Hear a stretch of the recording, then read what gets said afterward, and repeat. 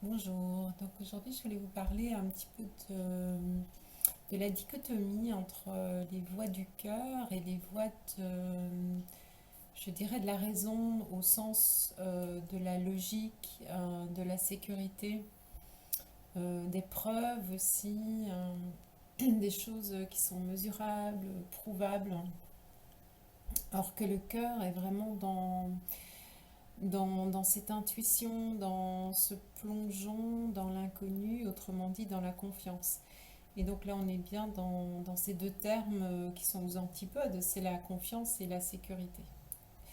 Donc soit on est dans la confiance, soit on est dans ce besoin exacerbé de sécurité, et on va vraiment jusqu'à perdre notre discernement euh, pour pallier justement à ce besoin extrême de se sentir en sécurité. Et bien sûr, derrière, on retrouve la peur on va dire, de la non-existence, de perdre en fait ce que l'on croit être. Alors, si je parle de ça, c'est parce que pour le moment, on voit beaucoup des situations où on est prêt à faire des choses sans les comprendre, sans les questionner, euh, sans que ce soit passé par nos propres valeurs, parce que justement c'est l'opinion de masse et c'est aussi la promesse je dirais, d'une pseudo-sécurité, mais qui rassure parce que ça vient d'un système autoritaire. Et donc, en ce sens, on a vraiment l'habitude d'obéir et d'écouter quelque chose qui vient de l'extérieur, quelque chose qui serait supérieur en quelque sorte à nous-mêmes. J'ai déjà pu remarquer que, par exemple, en méditation, quand on se dépouille de tout, c'est-à-dire que on est dans cette assise méditative et on essaie vraiment de se dépouiller de notre identité, de tout ce qu'on sait à notre sujet, toutes nos croyances, de toutes les programmations aussi qu'on a reçues dans notre éducation, dans euh, les, l'histoire qui se succède de siècle en siècle.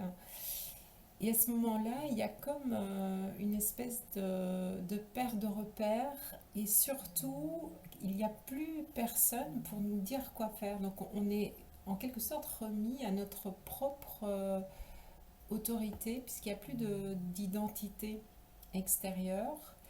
Il n'y a plus quelque chose à, à quoi se référer. Et donc il y a cette peur de devoir prendre, de devoir faire des choix, de devoir prendre une décision par nous-mêmes, sans que personne ne le valide, sans qu'il n'y ait pas quelque chose qui nous dit mais oui c'est comme ça ou tu dois faire comme ça. Et donc c'est très intéressant d'expérimenter en fait et de ressentir euh, cette, cette perte de repère, qu'il y ait une certaine panique à l'idée qu'il n'y ait plus rien au-dessus de nous pour nous valider, nous surveiller, nous dire si c'est bien ou pas, et surtout nous guider, nous dire quoi faire, dans quelle mesure. Et j'irais même plus loin, c'est-à-dire que je pense qu'on a créé vraiment ce système, on a créé inconsciemment ce système de récompense et de punition parce qu'on a envie en fait que quelqu'un nous mette notre limite. On a envie de balises, on a envie d'être dirigé et que si on fait un faux pas, on soit remis sur le droit chemin.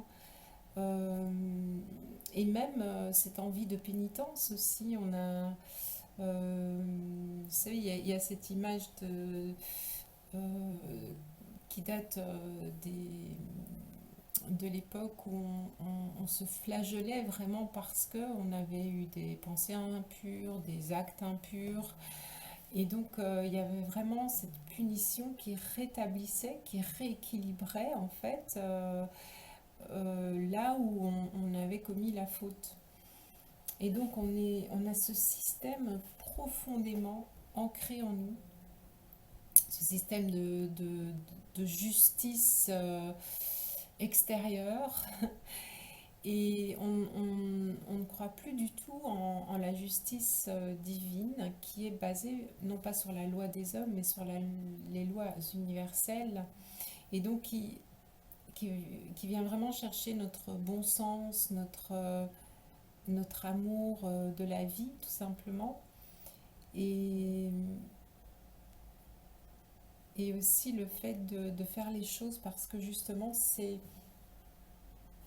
juste, c'est équilibré et que ça revient chaque fois à ce qu'on est, c'est-à-dire comme on représente la vie, on, on ne va pas d'emblée aller contre la vie, sauf si tout à coup on perd cette notion et on se sent une entité tout à fait séparée et qui, voilà, qui peut commettre les pires actes comme les meilleurs. Donc c'est intéressant de voir le fait d'avoir perdu la confiance en quelque chose que l'on est profondément et d'avoir tout rationalisé et mis dans le contrôle en fait. Donc un aspect aussi intéressant qui découle de ça, une notion qui est l'expérience, donc vraiment faire les choses dans l'expérience et le concept extérieur. De toute façon, un concept est toujours extérieur. Et donc, c'est vraiment comment va-t-on vivre les choses? Est-ce que ce sera toujours de façon à se référencer à des connaissances extérieures ou est-ce qu'on va justement chercher cette sagesse du cœur qui automatiquement nous ramène à la fraîcheur, la richesse du moment présent? C'est-à-dire que la réponse n'est absolument pas à trouver dans des expériences passées, des croyances passées, des règles, des lois. La réponse, elle est là dans l'instant, euh, de par l'énergie du moment, l'endroit, le, ce qui est en train de se faire là sur l'instant. Avec tous nos paramètres, tout ce qu'on apporte dans cette expérience. Ce matin, j'étais dans une chapelle, une grande chapelle, où on peut vraiment se déposer, méditer, prier. Euh, et puis il y a deux personnes qui sont arrivées. Bonjour, donc aujourd'hui je voulais vous parler un petit peu de la dichotomie entre les voies du cœur et les voies je dirais, de la raison au sens de la logique, de la sécurité, des preuves aussi, des choses qui sont mesurables, prouvables. Alors que le cœur est vraiment dans cette intuition, dans ce plongeon dans l'inconnu, autrement dit dans la confiance. Et donc là, on est bien dans ces deux termes qui sont aux antipodes, c'est la confiance et la sécurité. Donc soit on est dans la confiance, soit on est dans ce besoin exacerbé de sécurité et on va vraiment jusqu'à perdre notre discernement euh, pour pallier justement à ce besoin extrême de se sentir en sécurité. Et bien sûr, derrière, on retrouve la peur on va dire, de la non-existence, de perdre en fait ce que l'on croit être. Alors, si je parle de ça, c'est parce que pour le moment, on voit beaucoup des situations où on est prêt à faire des choses sans les comprendre, sans les questionner, euh, sans que ce soit passé par nos propres valeurs, parce que justement c'est l'opinion de masse et c'est aussi la promesse je dirais, d'une pseudo-sécurité, euh, mais qui rassure parce que ça vient d'un système autoritaire. Et donc, en ce sens, on a vraiment l'habitude d'obéir et d'écouter quelque chose qui vient de l'extérieur, quelque chose qui serait supérieur en quelque sorte à nous-mêmes. J'ai déjà pu remarquer que, par exemple, en méditation, quand on se dépouille de tout, c'est-à-dire que on est dans cette assise méditative et on essaie vraiment de se dépouiller de notre identité, de tout ce qu'on sait à notre sujet, de toutes nos croyances, de toutes les programmations aussi qu'on a reçues dans notre éducation, dans euh, les, l'histoire qui se succède de siècle en siècle.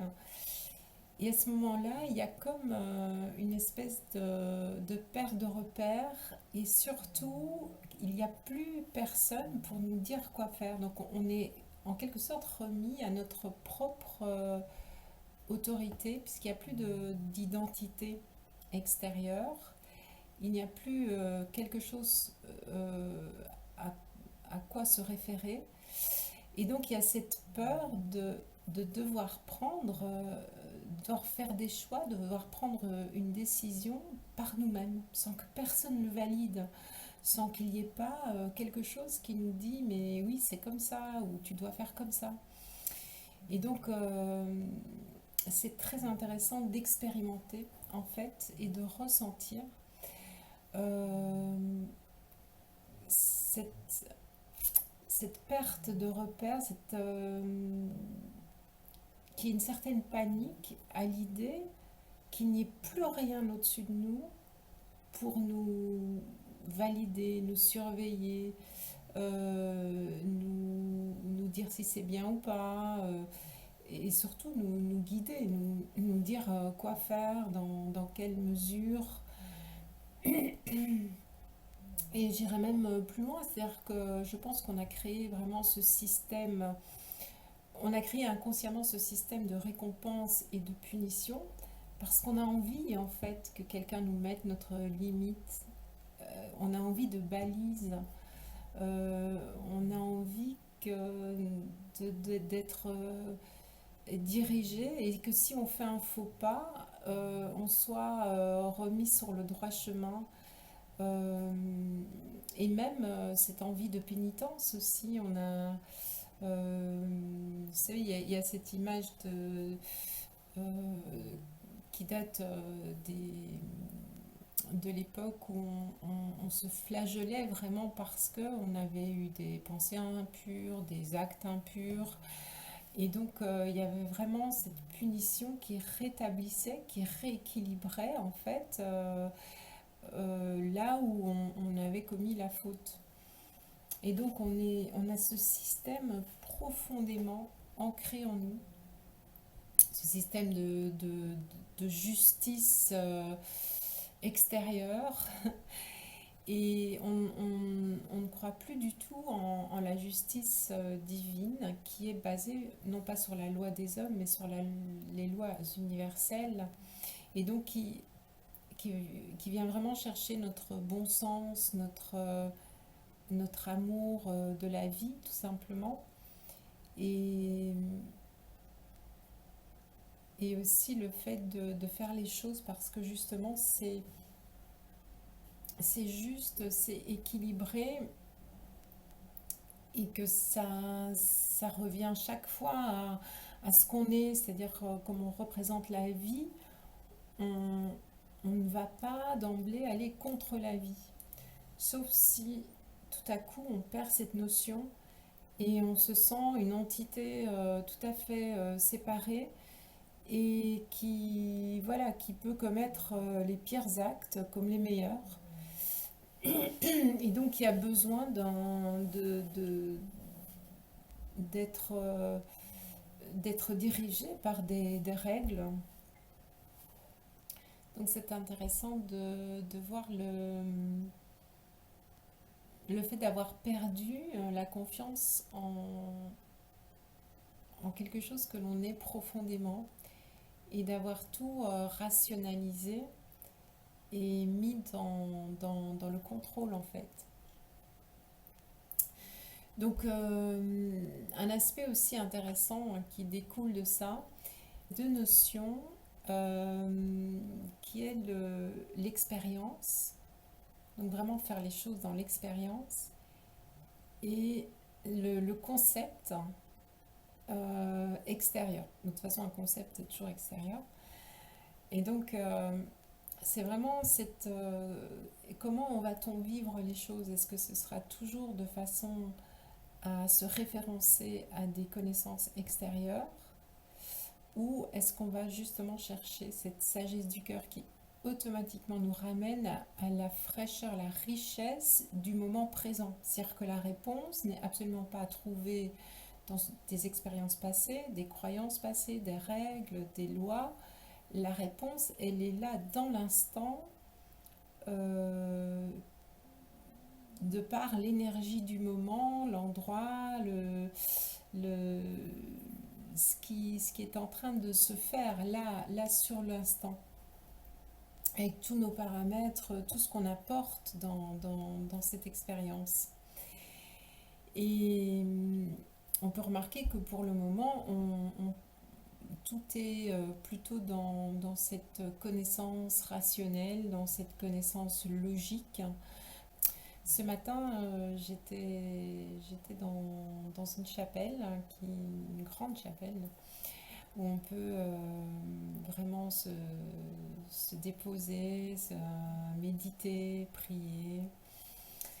Euh, et puis il y a deux personnes qui sont arrivées. C'était un couple et donc le mari avait un appareil photo et donc il commençait déjà à prendre les photos à partir de l'extérieur et puis ben, ça a continué évidemment à l'intérieur. Et je me dis c'est un très bon exemple en fait, puisque cette chapelle qui n'a absolument... Ça paye pas de mine, hein, il n'y a rien d'extraordinaire. C'est vraiment une petite pièce en fait. Euh, donc finalement, il n'y a rien à photographier, il n'y a rien à figer. Euh, et je me suis dit, voilà, c'est vraiment la différence entre être dans le rationnel, c'est-à-dire de faire la photo pour peut-être la montrer après, ou peut-être pas. Hein, la plupart des photos, après, on les regarde plus. Donc, pour figer ce moment et, et remettre à plus tard alors le fait de regarder cette photo. Donc il y a rien il y a aucune relation avec le lieu hein, dans ce cas-là. Et puis c'est vraiment transformer ce lieu de culte qui est quand on est dans la méditation, la prière, là on est vraiment dans l'expérience, le ressenti, le moment présent, de transformer ce lieu de culte en un musée en fait, en quelque sorte. Et donc, et en plus il parlait, il y avait les voix qui montaient, qui résonnaient dans cette chapelle. Euh, il y avait donc très peu de silence, le fait de goûter justement qu'est-ce que ce lieu a de particulier. Alors dans ce genre de lieu, il y a toujours aussi beaucoup de fioritures. Donc là, il faut aussi voir que l'ego s'empare aussi des lieux sacrés pour justement exprimer la peur, l'insécurité. Je sais pas, on trouvait plein de porte-bonheur ou de symboles qu'apportent les gens. Euh, et donc on voit bien que cette sobriété que devrait refléter ce lieu, c'est-à-dire qu'il ne devrait y avoir aucune fioriture, simplement ce lieu en soi qui est un lieu de repos, qui invite justement à ce qu'on ait vraiment cette solitude intérieure, mais dans le sens positif, dans le sens, c'est le sens de la vacuité, le vide qui n'est pas vide, et ce retour à soi. Et donc c'est ce genre de petits lieux qui nous portent, euh, qui sont transformés soit en lieu touristique, ce qui fige complètement l'expérience, ou alors effectivement il y a des personnes qui y mettent leur peur, leur besoin d'affirmer aussi que c'est cette religion plutôt qu'une autre. Donc tout ça c'est égotique, ça n'a rien à voir avec le lieu, cette sobriété, cette pudeur aussi dans la méditation, avec le tout qu'on est, de ressentir nos racines profondes. Et donc cet exemple, c'était vraiment pour parler de la différence entre l'expérience et le fait de vivre conceptuellement. On a vu par rapport aux événements passés, donc quand il y a eu, on va dire, cette urgence, euh, cette nouvelle planétaire, on a vu bien sûr que justement on était beaucoup dans cette rationalité, on n'était pas du tout dans l'expérience, on n'a jamais pensé à écouter le message que délivrait cette expérience.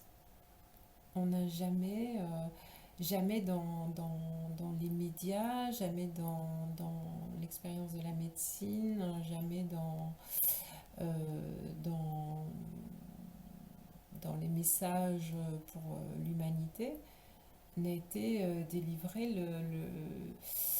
le conseil d'écouter justement ce que ça venait nous apporter, en quoi ça pouvait nous nourrir, nous faire avancer, nous faire quitter tout ce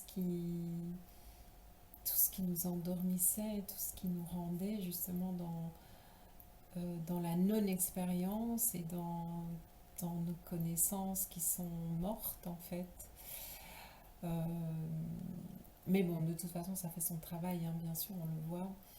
Et comme je disais dans ma précédente vidéo, les choses vont encore bouger, donc pas de panique, tout va faire son petit bonhomme de chemin. C'est vrai qu'au plus il y a de la résistance et au plus il y a cette rationalité, cette intelligence conceptuelle, ça freine les choses tout simplement. Mais de toute façon, ça arrivera là où ça doit arriver et les consciences vont s'éveiller de toute façon.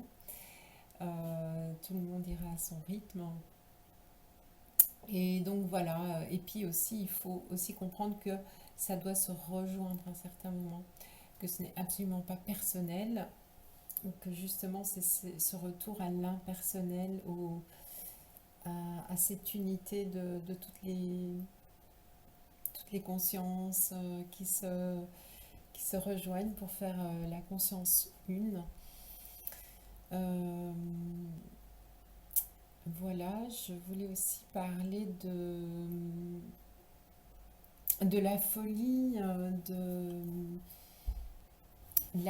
de vouloir des remèdes, des solutions, des lois uniques, c'est-à-dire pour tout le monde, pour toute la planète. Alors c'est complètement bizarre, puisque chaque terrain est différent, chaque histoire est différente, chaque être vivant est différent, est unique, même si on appartient à ces lois universelles, mais c'est impossible qu'une chose puisse marcher pour tout le monde. Ça, c'est valable pour tout.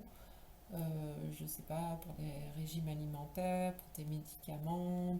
Donc là, je pense que c'est vraiment une folie de plonger comme ça dans des solutions planétaires, tout le monde à la même enseigne, tout le monde c'est pareil.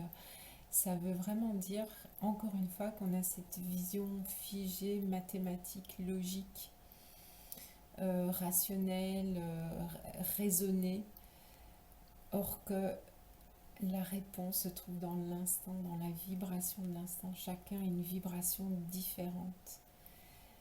Et c'est ça, c'est en écoutant, en s'écoutant, en retournant dans cette confiance, justement de l'intelligence du cœur, de la conscience, qu'on va trouver la solution, qu'on va trouver la réponse juste pour nous.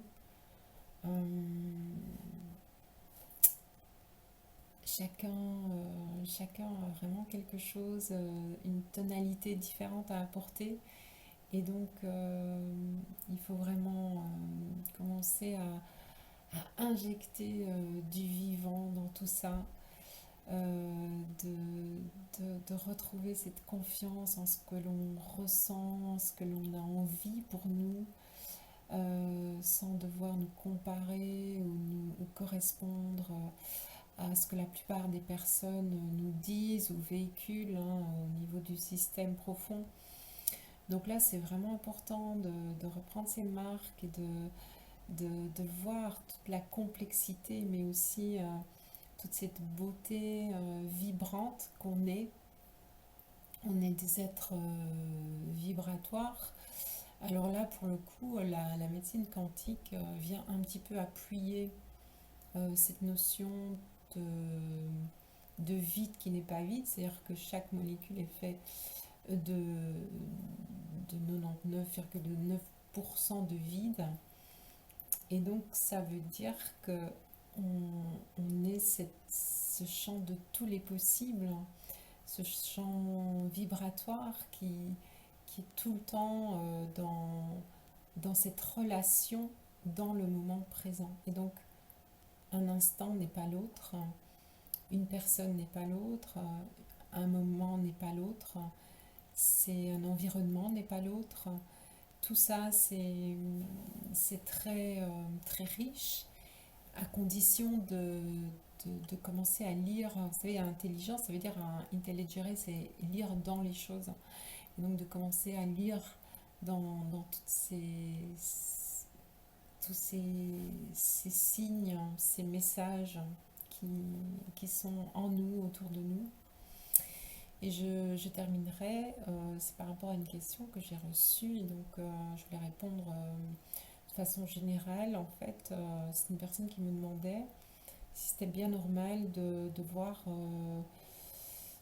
se séparer de certaines personnes parce que justement il y a ce décalage qui commence à se faire ressentir et que on peut même se sentir très fatigué au contact d'une personne qui n'est plus du tout en accord vibratoire avec nous. Et donc oui, bien sûr, c'est même très très important de soigner notre environnement et de nourrir ce qu'on voudrait et non pas de changer l'ancien qui, si c'est pas prêt, ça ne changera pas. Donc oui, certaines personnes vont s'éloigner de nous, voire nous quitter. Et c'est très bien comme ça parce que ben, ça c'est juste en quelque sorte. Et c'est vraiment la réponse juste. N'oubliez pas que c'est vraiment un cadeau d'amour que l'on fait à l'autre quand on met la juste limite, quand on se respecte soi et quand on fait déjà ce qui est bien pour soi, automatiquement ça rayonne sur l'extérieur. Donc c'est pas grave s'il y a des personnes qui s'éloignent, qui s'en vont, ou si c'est nous qui quittons ces personnes. C'est pas du tout grave parce qu'il y a, voilà, il y a une richesse infinie et donc simplement qu'il y a des étapes et que parfois c'est mûr pour changer de direction, comme si on changeait de métier, on peut changer de relation, il y a des relations qui ne conviennent plus. Mais c'est pas pour ça qu'on déteste les personnes, mais simplement qu'on prend un autre chemin et on les laisse partir.